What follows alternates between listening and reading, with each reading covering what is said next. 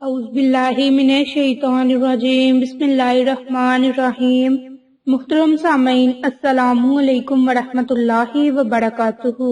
میں آپ سب کو اپنے چینل عائشہ اسلامک ہسٹری میں خوش آمدید کہتی ہوں اور امید کرتی ہوں کہ آپ سب خیر و عافیت سے ہوں گے، اور اللہ تبارک و تعالیٰ سے دعا کرتی ہوں کہ اللہ تبارک و تعالیٰ آپ سب کو خوش رکھے، آباد رکھے اور آپ پر اپنی ہزاروں رحمتیں بارش کی طرح برسائے، آپ کی ہر حاجت کو پورا فرمائے، آپ کی ہر خواہش کو پورا فرمائے، آپ کو صحت و تندرستی والی زندگی عطا فرمائے اور آپ کی زندگی کی تمام مشکلات کو، پریشانیوں کو، مصیبتوں کو ختم فرمائے، آمین۔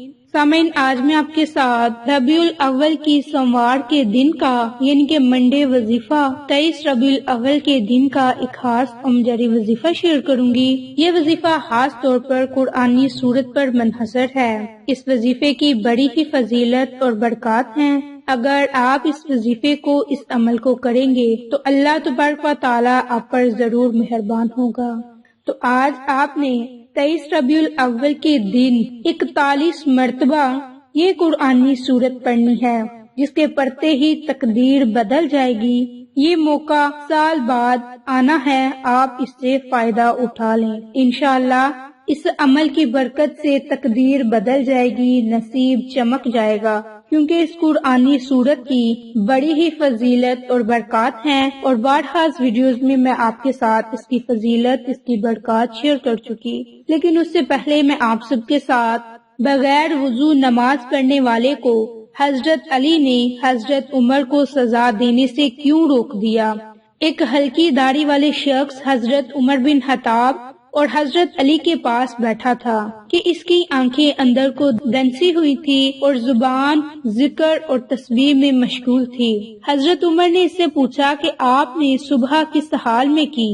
اس آدمی نے عجیب انداز سے جواب دیا کہ میں نے اس حال میں صبح کی، فتنہ کو پسند کرتا ہوں اور حق بات سے کراہٹ کرتا ہوں اور بغیر وضو کے نماز پڑھتا ہوں۔ میرے لیے زمین پر وہ چیز ہے جو آسمان پر اللہ کے لیے نہیں۔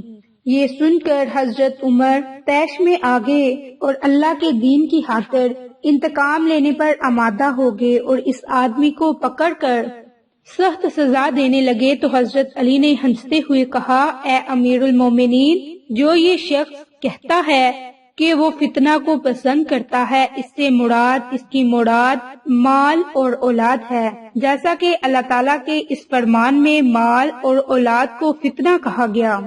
باہوالا سورۃ انفال آیت نمبر 28۔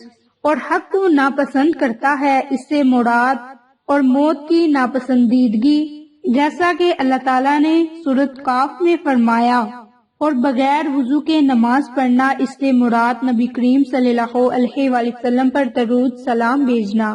ظاہر ہے صلاۃ کے لیے وضو ضروری نہیں، اور اس نے جو یہ کہا کہ اس کے لیے زمین پر وہ ہے جو آسمان پر اللہ کے لیے نہیں، اس سے اس کی مراد بیوی بچے ہیں۔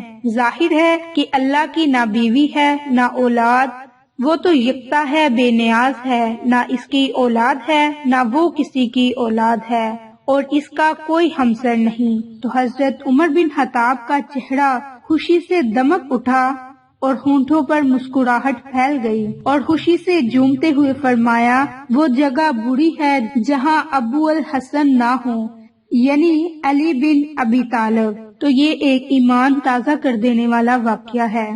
تو جیسا کہ اس واقعہ میں مال اور اولاد کو فتنہ کہا گیا، موت کے متعلق کہا گیا کہ یہ موت کو نہیں پسند فرماتے، آج کے زمانے میں بھی موت کو کوئی نہیں پسند فرماتا، اور بغیر وضو کے نماز پڑھنا یعنی کہ نبی پاک صلی اللہ علیہ وآلہ وسلم پر درود پاک کا نذرانہ پیش کرنا، اور یہ واقعہ خاص طور پر سورۃ اخلاص کی یاد دہانی کرواتا ہے کہ جس میں ہمیں بتایا گیا کہ اللہ ایک ہے، اللہ بے نیاز ہے، نہ اس کی اولاد ہے نہ وہ کسی کی اولاد ہے، اور کوئی اس کا ہمسر نہیں۔ تو اس واقعہ کے ذریعے سورۃ اخلاص کی فضیلت بیان کی گئی۔ تو آج میں آپ کے ساتھ قرآنی سورۃ اخلاص کا خاص امجری وظیفہ شیئر کروں گی، جس کے کرنے سے اللہ تبارک و تعالیٰ آپ پر ضرور مہربان ہوگا، آپ کی ہر حاجت کو پورا فرمائے گا، آپ کی ہر خواہش کو پورا فرمائے گا، آپ کو صحت و تندرستی والی زندگی عطا فرمائے۔ عمل کرتے ہی نصیب تقدیر چمک جائے گی، قسمت کے ستارے چمک جائیں گے۔ آج کے دن سے فائدہ اٹھا لیں، یہ موقع سال بعد آپ کو ملے گا۔ تو اسی لیے آج میں آپ کے ساتھ سورۃ اخلاص کا عمل شیئر کروں گی، جس کے پڑھنے سے آپ کو بہت ہی فائدہ ہوگا۔ اس کے علاوہ اس سورت کی برکت سے ایمان تازہ ہوگا، اللہ کی وحدانیت کو بیان کیا جائے گا، اللہ کی صفات کو پکارا جائے گا۔ اس سورت کی خاص بات یہ ہے کہ اس میں اللہ تعالیٰ کی صفات بیان کی گئیں، اور جب ہم اللہ کی صفات کو پکاریں گے، اللہ کی صفات کو بیان کریں گے، تو اللہ تبارک و تعالی ہم سے راضی ہوگا، ہم اللہ سے جو چیز مانگیں گے وہ ضرور عطا کرے گا۔ تو آج کا عمل، آج کا وظیفہ خاص طور پر رزق کے لیے ہے، اور یہ عمل، یہ وظیفہ آپ نے آج 23 ربیع الاول کے دن ضرور کرنا ہے۔ اس عمل کی برکت سے، اس وظیفے کی برکت سے اللہ تبارک و تعالی آپ پر ضرور مہربان ہوگا اور آپ کی مانگی ہوئی ہر دعا قبول ہوگی۔ اب یہ عمل، یہ وظیفہ آپ نے کس طرح سے کرنا ہے؟ مٹھی بھر چاولوں پر 23 ربیع الاول کے دن یہ عمل، یہ وظیفہ کرنا ہے، اور جب آپ نے عمل کرنے کے لیے بیٹھنا ہے تو اپنے پاس آپ نے ایک مٹھی بھر چاول لینے ہیں، اس پر یہ عمل، یہ وظیفہ کرنا ہے۔ تو اس کے لیے آپ نے 3 مرتبہ درود ابراہیم پڑھنا ہے۔ درود ابراہیم پڑھنے کے بعد آپ نے 41 مرتبہ سورۃ اخلاص کا ورد کرنا ہے۔ اس کے آخر میں دوبارہ درود ابراہیم پڑھنا ہے۔ درود ابراہیم اب آپ چاہیں تو 3 مرتبہ پڑھیں، 5 مرتبہ، 7 مرتبہ یا پھر 11 مرتبہ درود ابراہیم پڑھیں، یہ اب آپ کی اپنی مرضی ہے۔ لیکن جس تعداد میں آپ نے شروع میں درود ابراہیم پڑھا ہوگا، اسی تعداد میں آپ نے آخر میں بھی درود ابراہیم پڑھنا ہے۔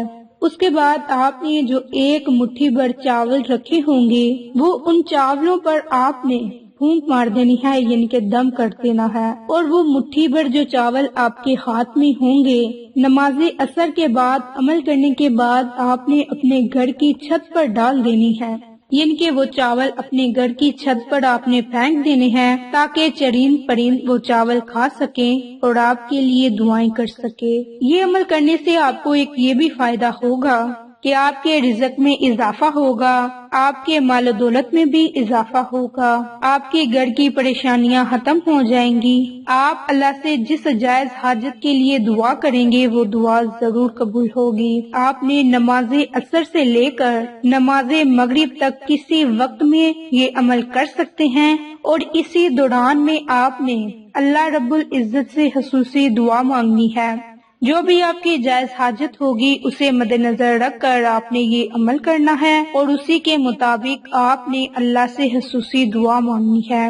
انشاءاللہ اس عمل کی برکت سے اللہ تبارک و تعالی آپ پر ضرور مہربان ہوگا۔ آپ اللہ سے جو مانگیں گے اللہ تبارک و تعالی آپ کو ضرور عطا کرے گا۔ تو یہ عمل، یہ وظیفہ آپ نماز عصر کے فوراً بعد ضرور کریں، انشاءاللہ بہت سے فائدے حاصل ہوں گے۔